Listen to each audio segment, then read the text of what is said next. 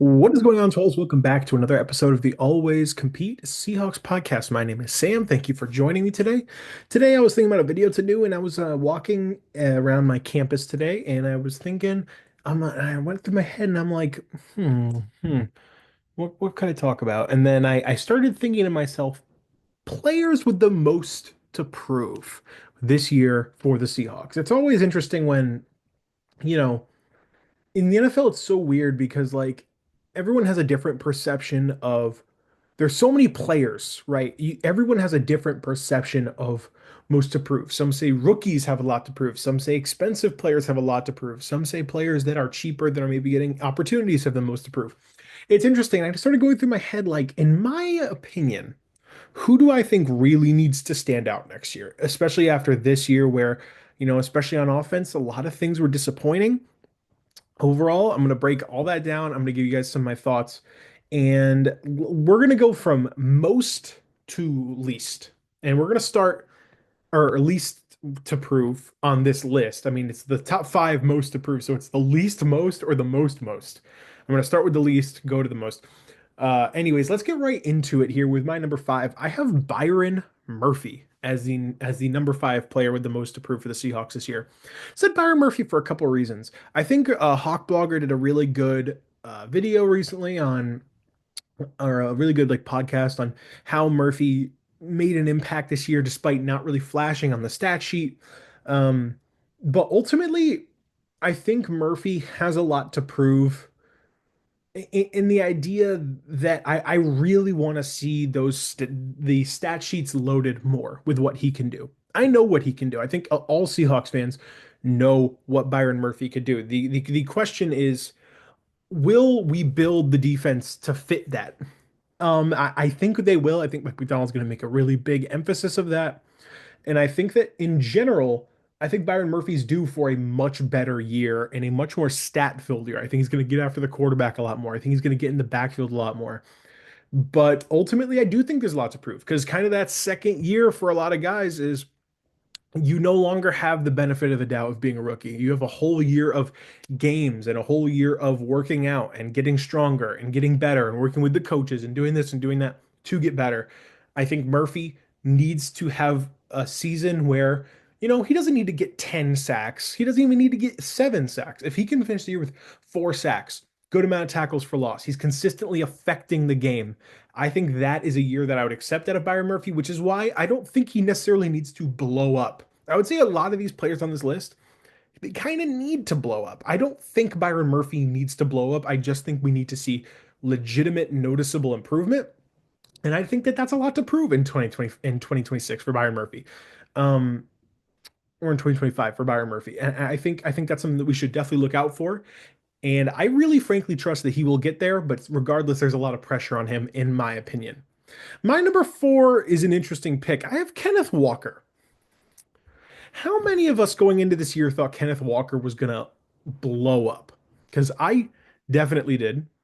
All the talk out of training camp was, man, Ryan Grubb, he's building the system for Kenneth Walker, and he looks absolutely unbelievable. He's blowing by people. And I can't think of many games where Kenneth Walker had a legitimate impact on the outcome of the game. I could think about that Broncos game, week one, got us all excited. And then, like, off the top of my head, I really cannot think of another game where I was like, damn, Kenneth Walker blowing it up. Good for Kenneth Walker. And that's a serious concern for me. Kenneth Walker was picked kind of as this idea that he is the home run hitter for this team. Yeah, Kenneth Walker had only over 80 yards 3 times this year. Not good. Not good enough. I really think that I really think in general we just need to see Walker like legitimately hit more home runs. And I know, like, we're obviously talking about a team that arguably had the worst offensive line in football. That's fair, that's valid.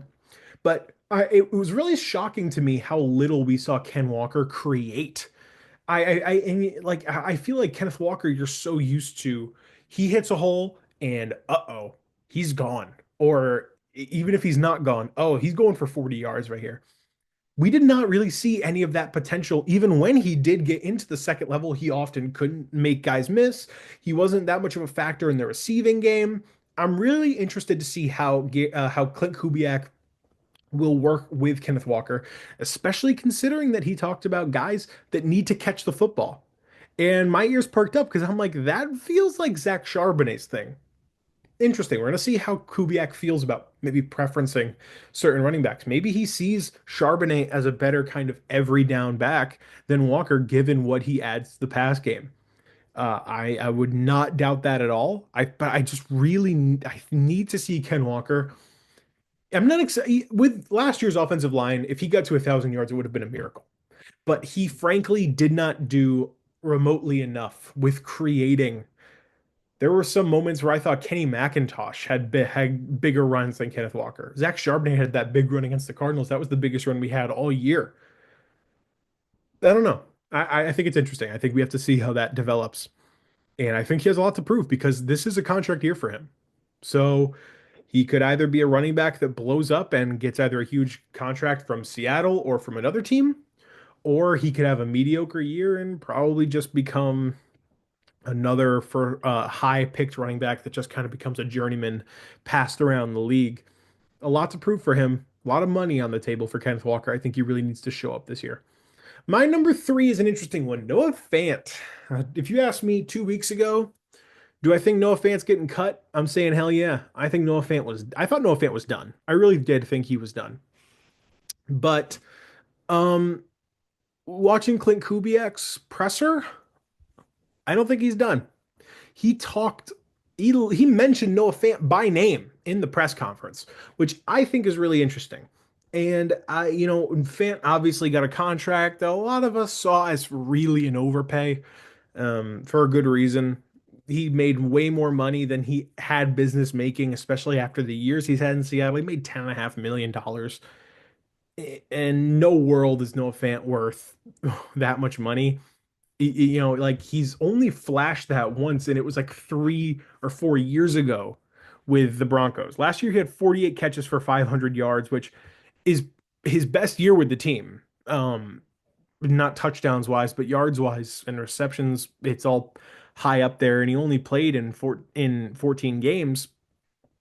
But regardless, I there were not a lot of games this year where I'm like, man, Noah Fant is having an impact. He's having an impact on this game, and I thought his price tag made him almost a guarantee, frankly, to be cut. But here comes Clint Kubiak in his press conference. He was talking about what made this place attractive, and he's like, "Well, you got Geno Smith, and obviously every guy that knows football is complimenting Geno Smith. Which, you know, if you hate on Geno Smith, I think maybe you should take that as a hint, in my opinion. Every single guy that knows football loves Geno. He's like, oh, I can't wait to work with Geno Smith. And you got the running backs, and you got DK and Jackson, and then you got Noah Fant. And I'm like, whoa, what's that about? And I think Kubiak comes from that kind of Shanahan system, that San Francisco West Coast system, and they like to use their tight ends. And I think when he looks at Noah Fant, he sees a former first round pick, a guy who is super athletic, a guy who is only 27, I believe, can be 28 next year, and is already on the team. I think he sees that as I think he sees that as a legitimate weapon. I think he's gonna look at that and be like, hmm, this guy kind of this guy's got some upside, and I think they're gonna try to utilize him a little bit more. He has a lot to prove. It's a contract year. He could get cut. I think a lot of people are gonna be saying he probably should get cut. Um, and maybe he goes into the year, and if he lays another stinker, he's gone, and he probably never gets a legitimate contract again unless he has another good year. Or he could find his way in Kubiak's offense and maybe get an extension or maybe sign somewhere else for a good amount of money because tight ends, they are getting paid a little bit now. So interesting to see how Noah Fant plays this year and how important he's going to be to Kubiak's system, especially considering the fact that most people, I think, expected him to be cut.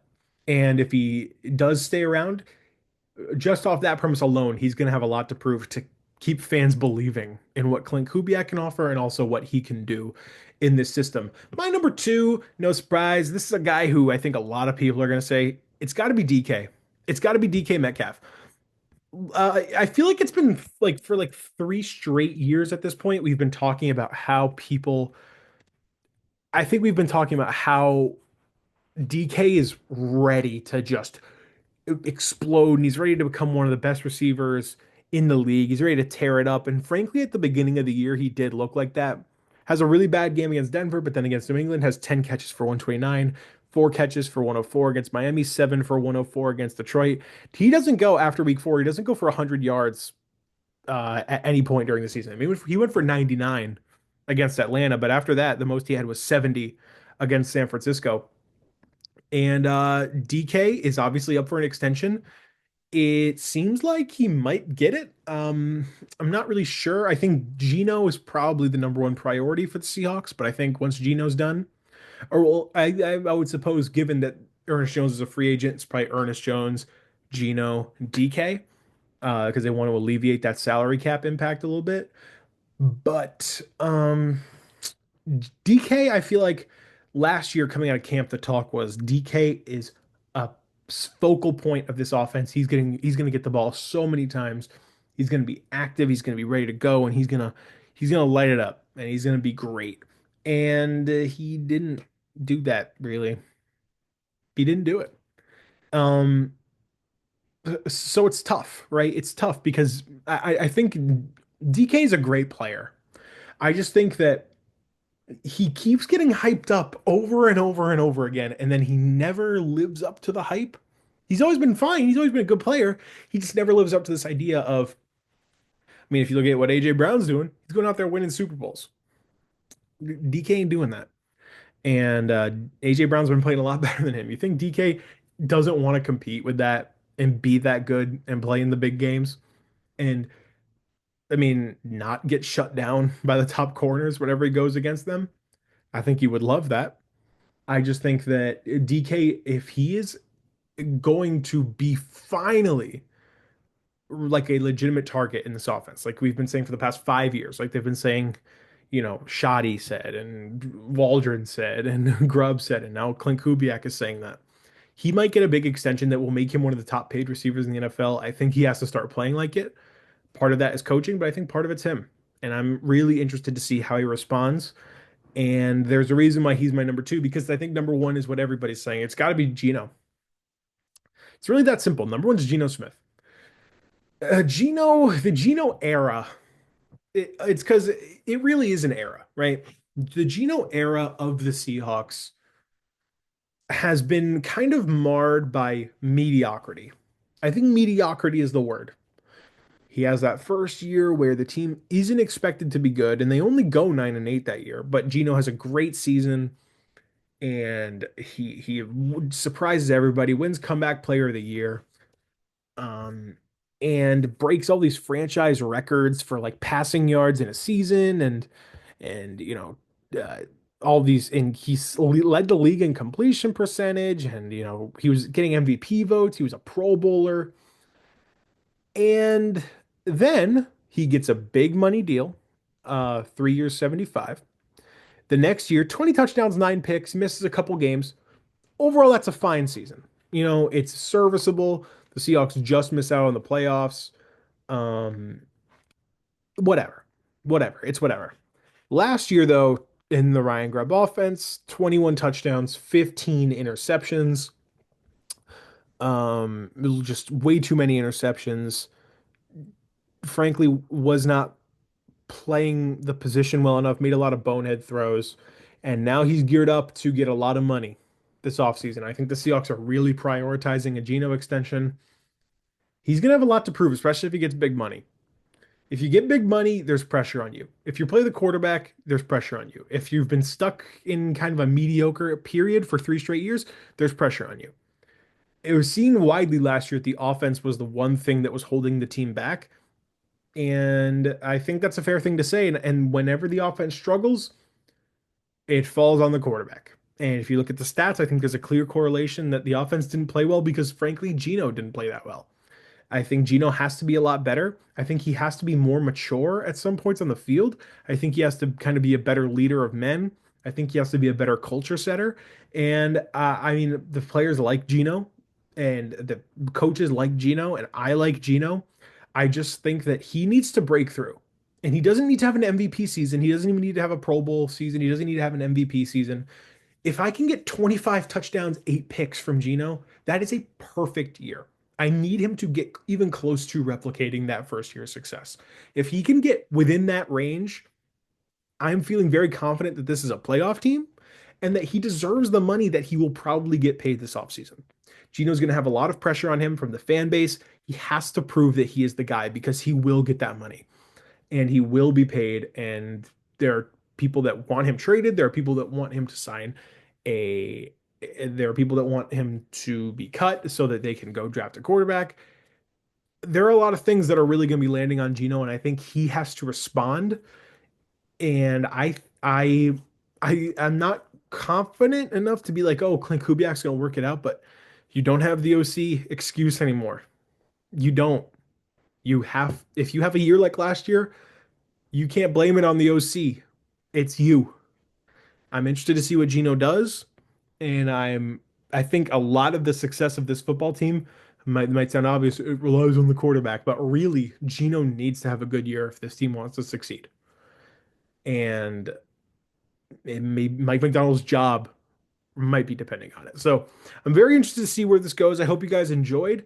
If you did enjoy, leave a like, subscribe, and comment with any thoughts, opinions, any people I missed, any thoughts on some picks I had. Let me know in the comments below. I'm happy to respond. I hope you guys enjoy your day. I will see you guys very, very soon. Peace out.